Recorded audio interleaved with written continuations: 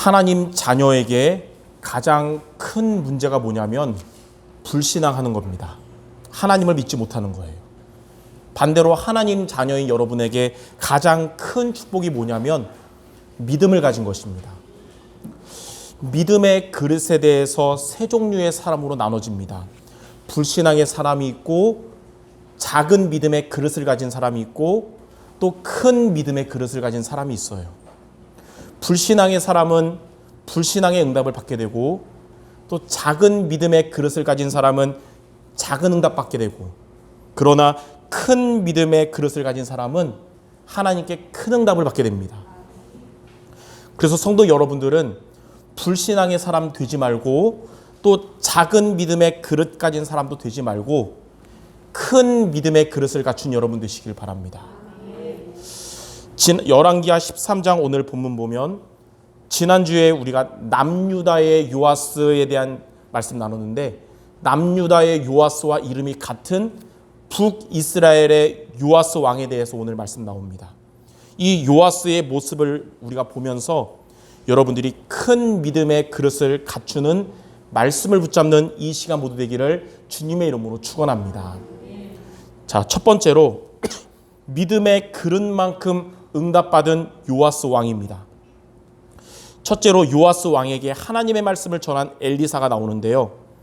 이 엘리사 선지자가 이제 노년에 나이가 이제 많이 들어서 병이 들어서 죽음을 앞에 두었을 때 엘리사와 가까운 관계에 있었던 이 북이스라엘 요아스 왕이 이제 죽음을 앞둔 엘리사를 찾아갔습니다.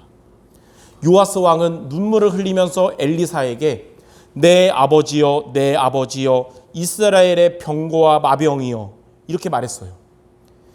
당시에 이 아람 군대의 침공으로 인해서 수많은 이스라엘 백성들이 다 죽고, 또 군사력도 약해진 이스라엘에서 이 요아스 왕은 이 엘리사 선지자가 이 나라를 지키는 수호자라고 생각했는데, 이 엘리사가 죽으면 이제 이 나라는 멸망할 것이라고 생각한 겁니다. 그러니까 이제 엘리사 선지자 죽기 직전이니까 너무 슬퍼한 것이죠.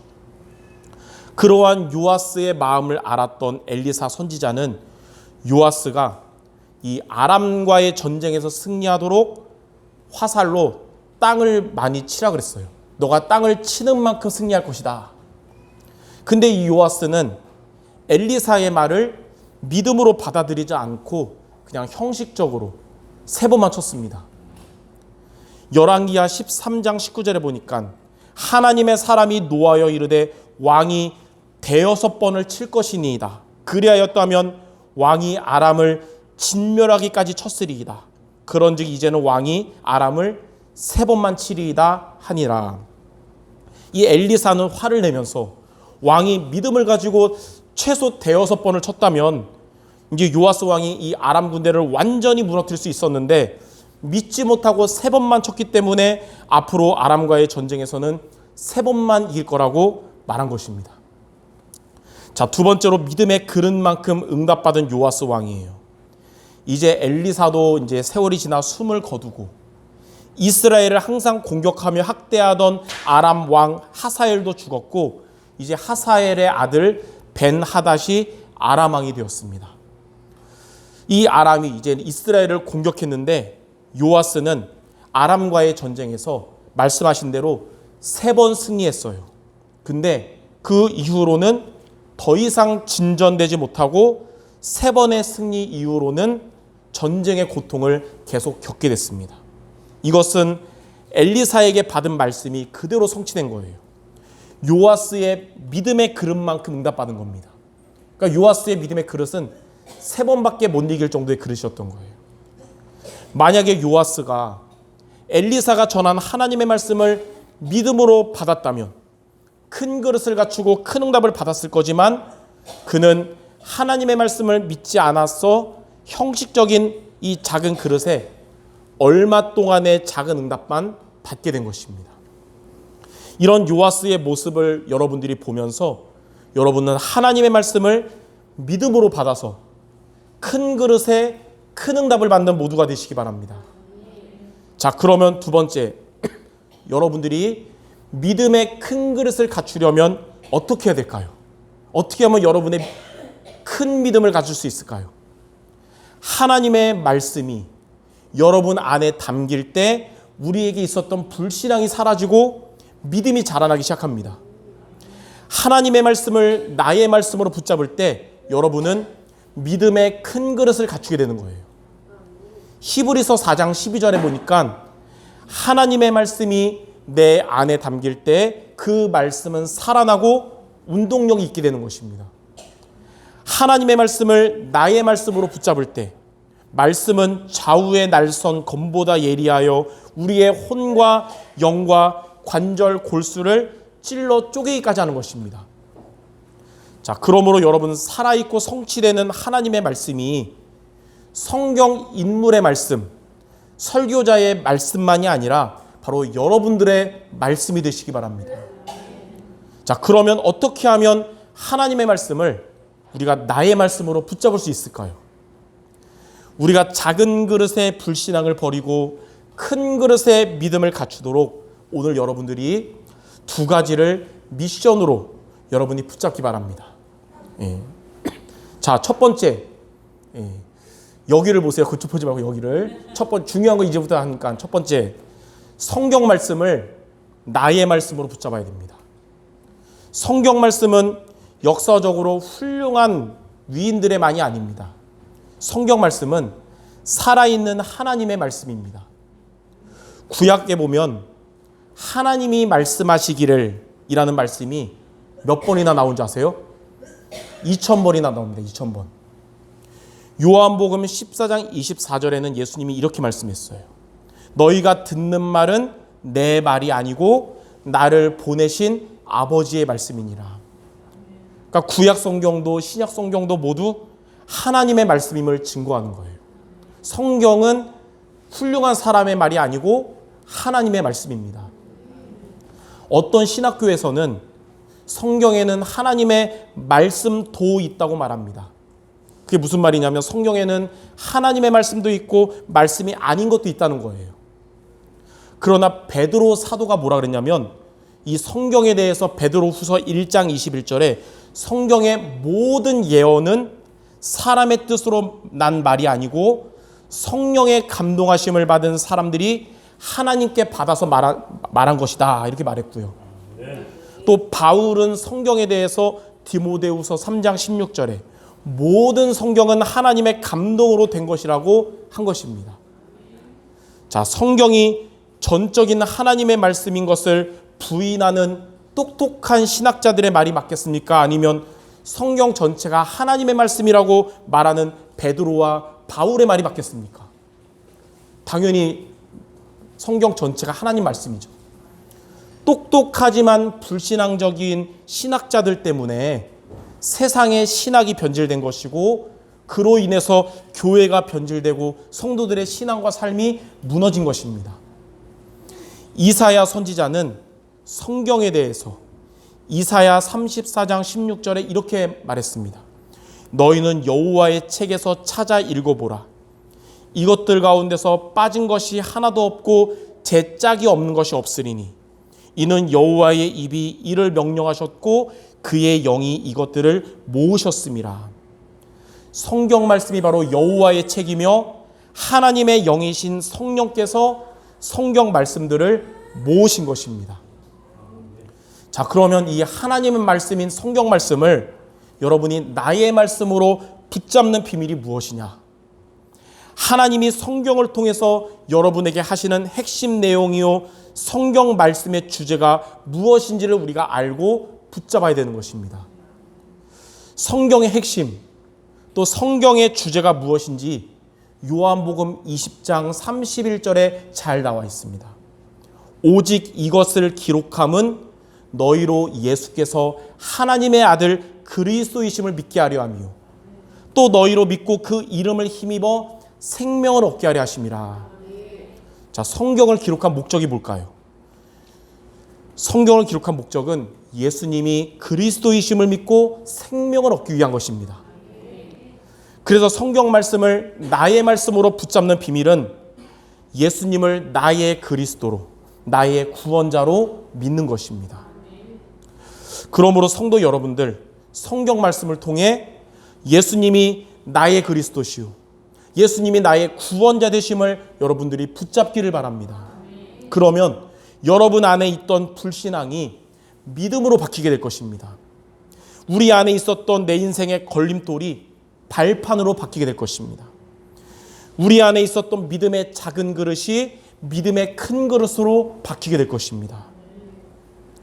세상 사람들은 예수님을 훌륭한 사람으로 알고 있었고, 또 복음이 없는 교인들도 예수님을 엘리야로, 예레미야로, 선지자로 알고 있었지만, 여러분들은 예수님을 그리스도로, 또 구원자로 믿고 붙잡으시기를 주님의 이름으로 축원합니다. 예수님은 나에게 하나님을 만나는 길이 되신 참 선지자 되시고, 예수님은 저와 여러분을 죄와 저주에서 해방하신 참 제사장이시며, 예수님은 나에게 사탄의 권세를 이기는 권세를 주신 참 왕 되십니다.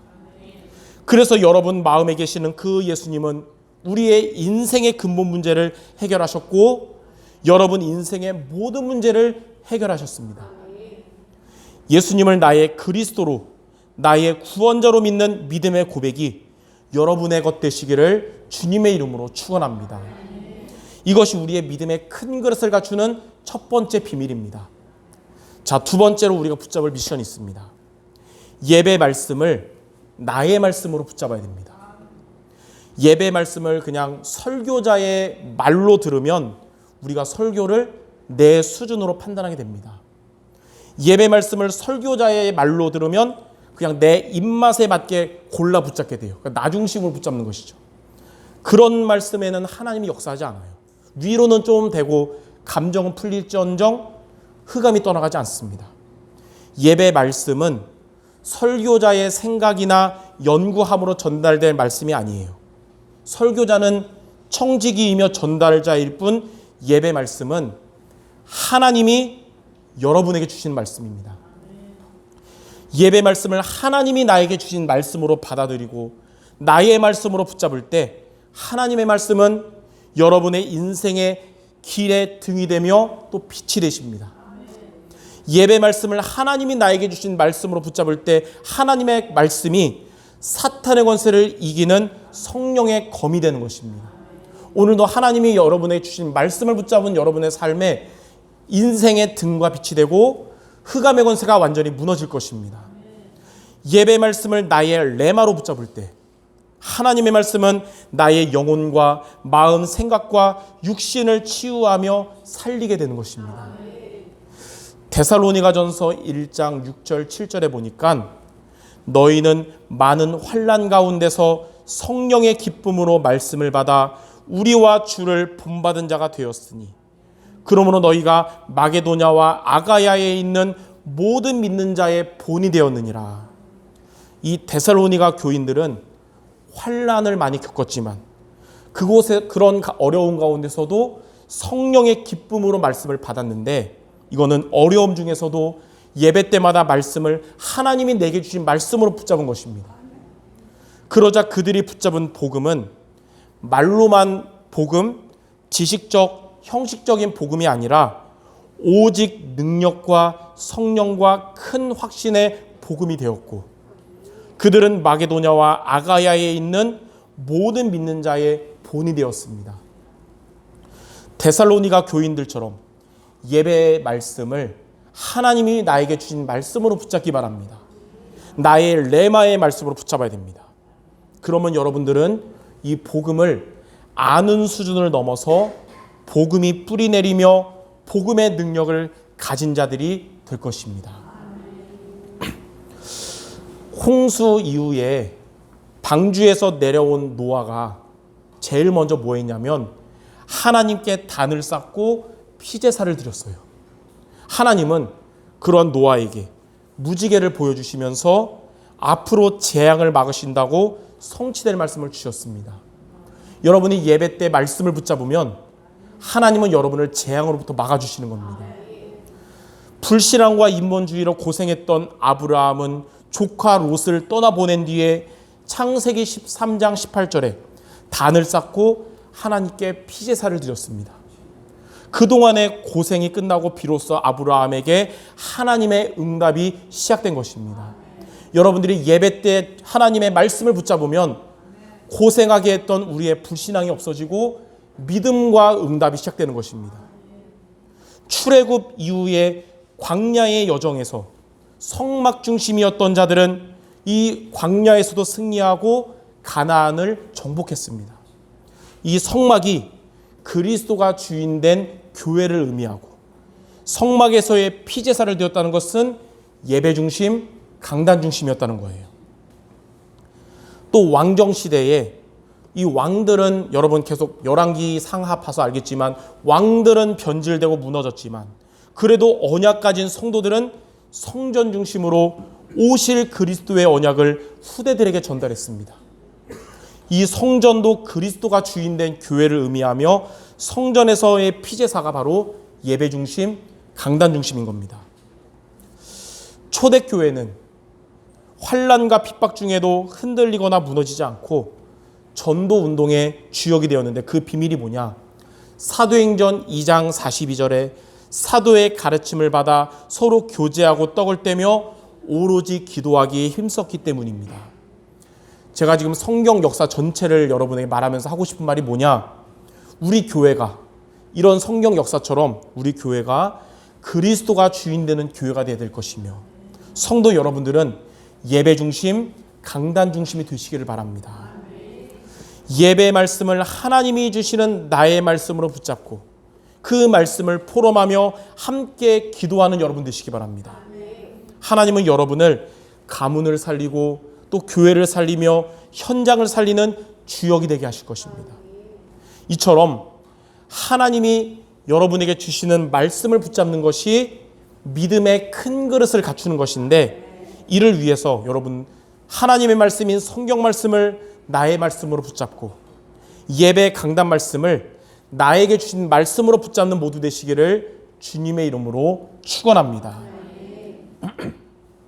자, 세 번째, 이렇게 여러분들이 믿음의 큰 그릇을 갖추면 그때부터 어떻게 될까요? 첫째로 믿음의 큰 그릇을 갖추면 흑암의 권세가 결박되고 떠나가게 됩니다. 이 흑암의 권세가 지옥 권세, 죄의 권세, 사탄의 권세인데 믿음의 큰 그릇을 갖출 때 완전히 떠나가는 거예요. 믿음의 큰 그릇을 갖추면 지옥 권세가 떠나가는데 이게 뭐냐면 여러분 전도 대상자들 구원의 응답이 오게 되는 겁니다. 여러분 지금도 기도하고 있는 영혼들 있잖아요. 하나님이 그들의 구원의 응답을 주실 것입니다.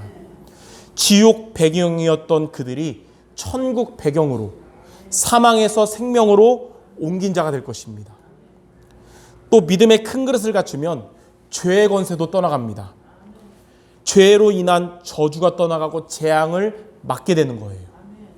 출애굽기 12장 13절에 보니까 내가 그 피를 볼 때에 재앙이 너희에게서 넘어가리라 말씀하셨듯이 여러분들에게 오래된 가문의 영적 문제가 떠나가고 여러분에게 찾아오려던 재앙이 넘어가게 될 줄 믿습니다. 또 믿음의 큰 그릇을 갖추면 사탄의 권세도 떠나갑니다. 사탄이 여러분을 공격하려던 그 빌미가 바로 불신앙인데 큰 믿음으로 바뀌니까 이제 사탄이 여러분을 공격할 틈을 찾지 못할 것입니다. 요한일서 5장 4절에 보면 세상을 이기는 승리는 우리의 믿음이라고 했듯이 여러분 안에 있는 그리스도를 향한 믿음이 이 세상 임금 사탄을 이길 것입니다. 찬송가 357장에 후렴 가사 많이 들었겠지만 믿음이 이기네, 믿음이 이기네, 주 예수를 믿음이 온 세상 이기네. 믿음의 큰 그릇을 갖춤으로 인해서 여러분과 관계된 흑암 권세가 결박되고 떠나갈 줄 믿습니다. 자, 두 번째로 우리가 받을 응답 뭐냐? 믿음의 큰 그릇을 갖추면 하나님께 큰 응답을 받게 됩니다. 시편 81편 10절에 보니까 나는 너를 애굽 땅에서 인도하여 낸 여호와 내 하나님이니 내 입을 크게 열라 내가 채우리라. 이 말씀 뭐냐? 믿음의 큰 그릇을 갖추면 하나님이 큰 응답을 채우신다는 거예요. 전에는 우리가 불신앙하는 사람이어서 불신앙에 응답받았고 또 전에는 우리가 불신앙과 믿음이 섞인 작은 믿음의 사람이라서 작은 응답 받았지만 이제는 여러분들 믿음의 큰 그릇 사람 돼서 하나님께 큰 응답을 받을 것입니다. 성삼위 하나님이 여러분에게 주시는 보좌의 능력과 축복이 하나님의 큰 응답인데 그 응답 받아서 얼마큼 응답 받냐? 교회 살리는 주역으로, 또 여러분의 현장을 살리는 주역으로, 또 후대를 살리는 주역으로 하나님이 여러분들에게 역사하실 것입니다. 하나님께서 여러분들에게 이런 응답 주시려고 오늘 우리에게 주신 언약이 뭐냐? 믿음의 큰 그릇을 갖춰라. 하나님 이번 주 나에게 주신 언약이구나. 그러면 어떻게 하면 되냐? 두 가지. 성경 말씀을 나의 말씀으로 붙잡고 예배 말씀을 나의 말씀으로 붙잡으면 되는구나. 하나님이 이런 응답 주실 겁니다. 세 번째로 여러분 믿음의 큰 그릇을 갖추면 치유의 역사가 일어날 것입니다. 교회 안에 아픈 성도들이 많다는 얘기 듣고 기도했어요. 하나님 어떻게 응답 주십니까? 하나님이 말씀 주시면 어떤 마음 주시냐? 믿음의 큰 그릇을 갖추면 치유의 역사를 주신다는 거예요. 야고보서 5장 15절에 보니까 믿음의 기도는 병든 자를 구원하리니 주께서 그를 일으키시리라. 혹시 죄를 범하였을지라도 사하심을 받으리라. 하나님은 여러분의 영혼을 살리시며 치유하실 것입니다. 하나님은 여러분의 상한 마음을 위로하시며 힘을 주실 것입니다. 하나님은 여러분들의 잘못된 생각과 우리의 불신을 고쳐주시며 영적인 힘을 주실 것입니다. 하나님은 여러분의 육신이 강건하도록 치료하는 광선을 비추셔서 외양간에서 나온 송아지처럼 역사하실 것입니다. 이렇게 믿음의 큰 그릇으로 영육간에 강건한 모든 성도 되시기를 주님의 이름으로 축원합니다. 자, 결론입니다. 고린도전서 1장 18절에 보니까 십자가의 도가 멸망하는 자들에게는 미련한 것이요 구원을 받은 우리에게는 하나님의 능력이라. 이 십자가의 도가 여러분들에게 하나님의 능력입니다. 이 십자가의 도가 영어로 The Message of Cross예요. 그러니까 십자가의 메시지란 뜻이에요. 십자가의 도가 영어로는 십자가의 메시지거든요. 기록된 성경 말씀 그리고 선포된 예배 말씀 등 로고스는 영어로 더 월드인데 로고스는 월드예요. 근데 나에게 붙잡힌 말씀인 레마는 영어로 메시지입니다. 더 메시지. 그러니까 레마가 하나님의 능력이 된다는 거예요. 그래서 복음의 말씀이 여러분 모두에게 나의 복음이 되시기 바랍니다. 베드로의 복음, 목사님의 복음이 아니라 바로 여러분의 복음, 나의 복음이 되어야 됩니다. 나에게 붙잡힌 레마에 하나님이 응답하시는 겁니다. 그래서 오늘 예배 말씀을 하나님이 주시는 나에게 주시는 말씀으로 받아서 이제 여러분의 삶에 구체적으로 성취되고 또 힘이 되고 응답 모두 되시기를 주님의 이름으로 축원합니다. 오늘 말씀 가지고 우리가 여러분 마음에 각인하며 성취될 축복의 말을 우리 옆 사람에게 우리 말하고 마치겠습니다. 이렇게 얘기하기 바랍니다. 하나님이 주신 말씀을 붙잡읍시다. 예. 혹 여러분들 고민 있거나 문제 있거나 뭐 갈등 있어도 오늘 하나님이 주신 말씀 붙잡으면 하나님이 역사할 줄 믿습니다. 예. 예전에는 우리 교회에서 아멘을 제일 잘하는 분이 우리 이문자 권사님인데 이제 이문자 권사님 플러스 우리 정병래 권사님이 아멘 잘해서 갑절에 힘이 났거든요. 근데 오늘 또 동역자 한 분 데려오셔서 3배의 아멘을 하니까 시대적인 메시지 한 것 같은 착각을 느낍니다. 여러분 모두 다 속으로 아멘 하는데 겉으로 아멘 모두 하시기를 주님의 이름으로 축원합니다. 기도하고 마치겠습니다. 하나님 감사합니다. 우리에게 큰 응답을 주시려고 믿음의 큰 그릇을 갖추라고 언약을 주심을 감사드립니다. 이 하나님의 말씀을 나의 언약으로 붙잡고 이번 한 주간 하나님의 말씀, 예배 말씀을 나의 말씀으로 붙잡고 말씀의 능력을 체험하는 우리 모두가 되게 하여 주시옵소서. 영육간에 최고의 응답받는 우리 모두가 되게 하여 주시옵소서. 예수 그리스도 이름으로 기도드립니다. 아멘.